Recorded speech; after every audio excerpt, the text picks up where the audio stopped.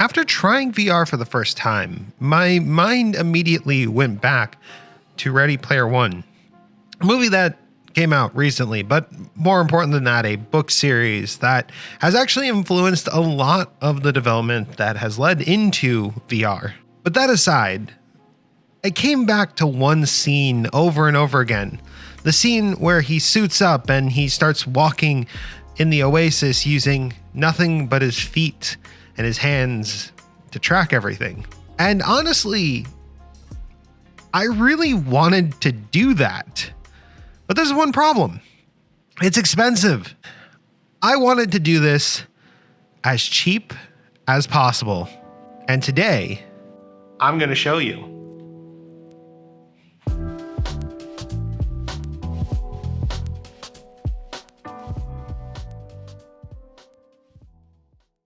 Hello and welcome. My name is Wolfie and you are watching GreaterThanPie. Today, we're going to be talking about how to walk in VR like it's Ready Player One. And to do that though, we're going to have to solve a couple of problems. You see, there are two big problems that plague this style of movement in VR. Number one, how do we track our feet? Now, this is actually the easier of the two problems. I mean, potentiometers have existed forever. If you've ever played Wii Sports, there was actually a running mini game that you could play where you attached a Wii remote to your hip and you just walked or ran, depending on how you felt. The fitness game that's on the Nintendo Switch uses a very similar technology. It's pretty straightforward and pretty easy. Fitbits exist as well. I mean, tracking movement isn't really that hard. No, what is hard is solving the second problem, which is how do we walk? Now, I know that seems like a joke, and it doesn't seem like it's a real question, but there is a big problem when it comes to movement in VR. We use two solutions, and both of which are technically wrong. One is headset-based locomotion. This means wherever the headset is pointing, your character moves.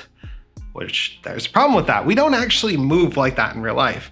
In fact, actually, I can attest to say that I personally don't move like that at all. I'm distracted whenever I walk. I can't focus on walking in one direction. I'm always looking everywhere while I'm walking, and I just find different things to look at. And in a video game where there are intentionally things that are distracting and interesting to look at, well, that's kind of a problem now, isn't it?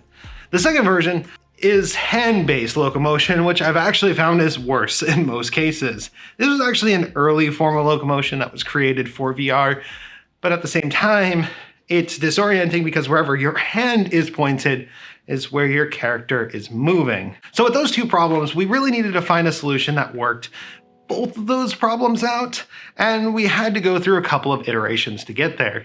I also had one additional problem that I kind of added into the mix and is actually the thing that caused me to hold off on this video. I wanted to solve one specific problem, and that was scalability. Now, scalability is an issue particularly for someone like me who enjoys to custom build and tinker and do all sorts of crazy things. But when it comes to VR specifically, the community is really driven and built around scaling up. You see, people have made Vive trackers work with a Quest. People have made it so that you can do the things that we're about to do. This problem. This one specifically though is, well, let's just say I want to make it so that I can use my Vive trackers, but you don't necessarily need my Vive trackers. Now that the challenge is laid out, we need to go ahead and see what we can do. Our first attempt was actually pretty interesting, and this one would have been free if we could have gotten it working. OpenVR Walk in Place is an interesting piece of free software that you can actually get off of GitHub. The problem is I wasn't able to get it working with my Rift S. Now this could be a situation where the Rift S is just incompatible with it, or Oculus has done something to screw up the code, or Steam is no longer compatible with the version that I was running. And it's also very much possible, since it hasn't been updated in over a year, that that is the case, and that it just needs to be updated. But currently speaking, that one failed entirely because I just couldn't get it working out of the box. The next version or iteration of this that I attempted was an interesting combination. It was one free software and one paid software.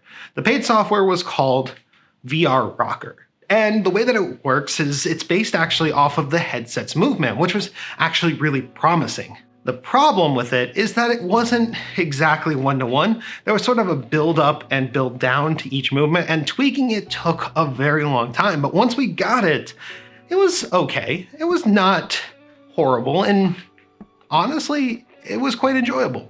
But this is where the second problem comes in. We got the movement, but now how do we walk? Well, it's actually thanks to Deca that I even learned the solution in the first place. So for those of you who don't know who Deca is a company who's actually going to be releasing a VR headset rather soon. And I'm actually tentatively excited about it. But they released the Deca Move and then subsequently the Deca app. The Deca app is actually free and doesn't cost anything. And you can download it on your phone pretty easily. All you have to then do is get into the Deca beta, which I was able to do without any credentials or anything. I just applied and they gave me a login. It was that simple. But once I was in there, well, it works. The hip-based locomotion was actually pretty good. There were a couple of problems with drifting, but that was more likely my phone and not necessarily Deca.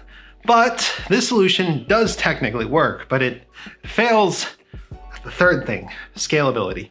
Unfortunately, VR Rocker is not compatible with Vive trackers. That kind of makes it, well, it makes it work, but not necessarily the best solution. No, the best solution is actually one that I finally stumbled upon today, believe it or not. So what is the solution then if that didn't work? Well, the answer is a piece of software that costs $9.99 on Steam called Natural Locomotion. Now, Natural Locomotion has actually existed for a little while now, but it's been adding support constantly. And now it's at the point that it doesn't matter how you want to control your body, you can do it with this software.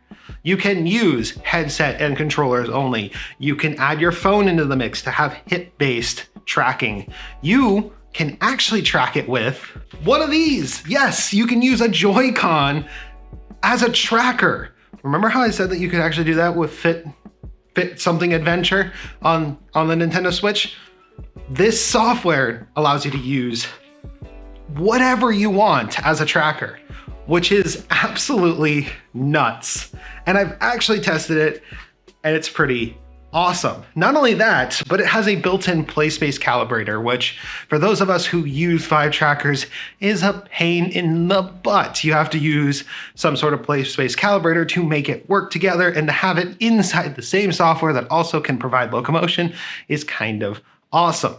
But this worked pretty well. And the craziest part about it is how scalable it is.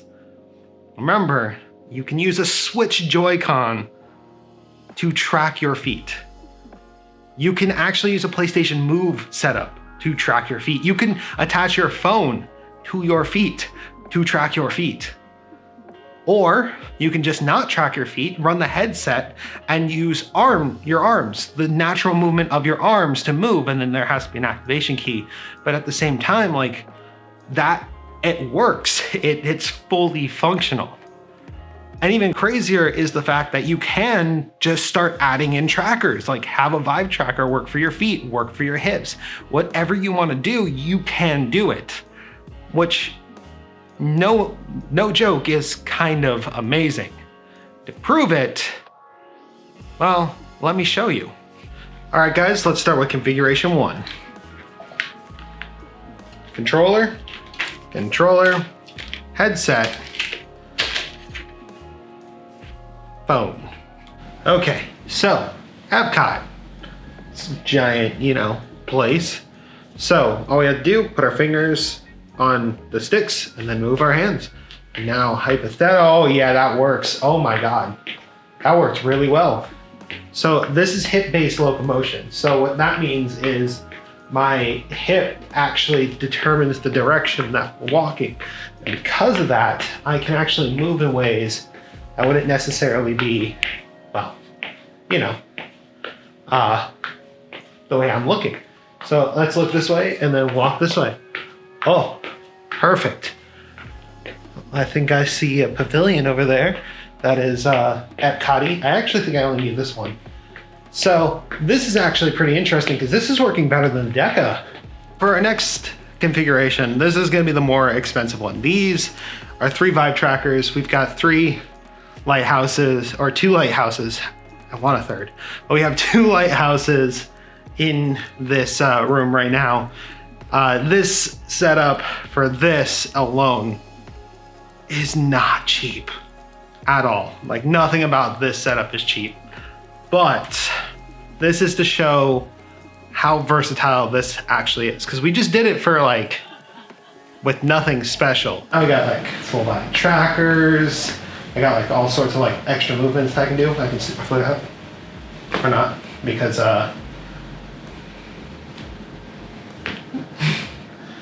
now if I had one piece of criticism for this software in particular, it works really well with 3-point tracking.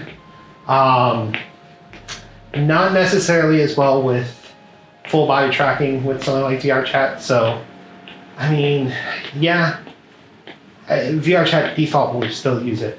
And I think that part of that is because, well, quite literally right now, I can wiggle my foot, but if I move it at all, I'm going to start the walk animation.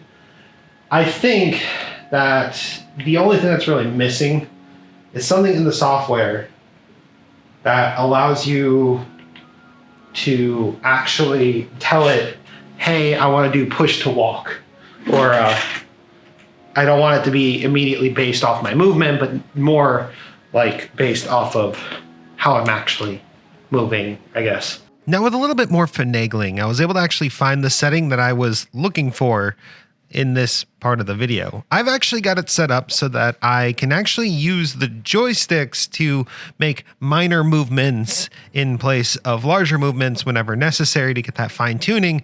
But then I also have an activation key, which is holding down both of the joysticks, just putting some sort of pressure on them to activate the actual walking. This makes it so that my full body trackers can still be used to move in unusual ways without necessarily moving my character every single time.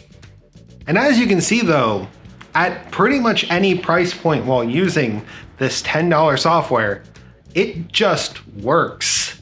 Like, VR setup at like $0 additional dollars, so a total of $9, it worked really well. More expensive, this is like a $500 setup right here with all of my vibe trackers. While more expensive, it works, and it actually works better in some regards and then not in others. And to be completely honest, I think I can work that out in the settings. Well, and there you have it, guys. Walking in VR for as cheap as possible. And you can make it way more expensive if you wanted to. But you don't have to, which is the best part about that. But that's where we're gonna end today, guys. So thank you so much for watching. If you enjoyed this video, please give it a like. I would love for you to subscribe and stick around. I am going to be working on a video actually talking about vibe trackers and full body tracking soon. And hopefully I'll be able to show you how to get it working on a Rift S or an Oculus Quest completely for free. But I mean, I can also show you using this software as well. I might actually do both of them because I kind of like this one a little bit more. But that's where we're going to end it today. So thank you again. Wolfie out.